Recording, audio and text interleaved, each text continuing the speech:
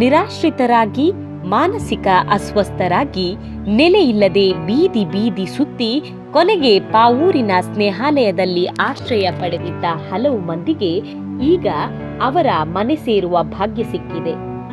ಹೌದು, ಸ್ನೇಹಾಲಯದ ಮಾನವೀಯ ಕಾರ್ಯಕ್ಕೆ ಇನ್ನೊಂದು ಸೇರ್ಪಡೆಯಾಗಿದೆ.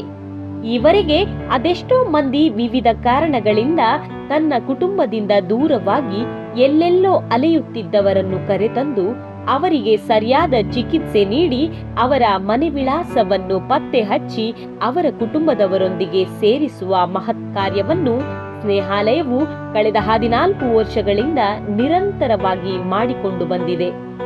ಇದೀಗ ಇದೇ ರೀತಿಯಾಗಿ ನಿರಾಶ್ರಿತರಾಗಿ ಸಿಕ್ಕಿದ್ದ ವಿವಿಧ ರಾಜ್ಯಗಳ 10 ಮಂದಿಯನ್ನು ಸ್ನೇಹಾಲಯವು ಅವರ ಕುಟುಂಬದೊಂದಿಗೆ ಒಂದುಗೂಡಿಸುವ ಕೆಲಸವನ್ನು ಮಾಡುತ್ತಿದೆ.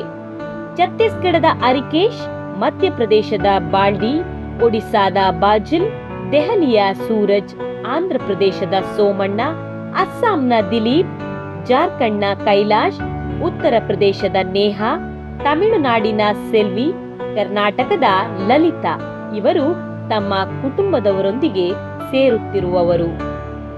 ಮುಂಬೈನ ಶ್ರದ್ಧಾ ರಿಹಾಬಿಲಿಟೇಷನ್ ಸೆಂಟರ್ನ ಸಹಕಾರದೊಂದಿಗೆ ಸ್ನೇಹಾಲಯವು ಈ ಕಾರ್ಯವನ್ನು ಮಾಡುತ್ತಿದೆ.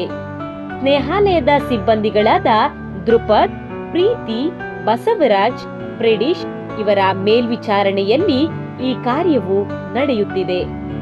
ಆತ್ಮೀಯ ವೀಕ್ಷಕರೇ, ಸ್ನೇಹಾಲಯದ ಈ ಮಹತ್ ಕಾರ್ಯಗಳಿಗೆ ನೀವು ನೆರವಾಗಬಹುದು. ಧನ್ಯವಾದಗಳು.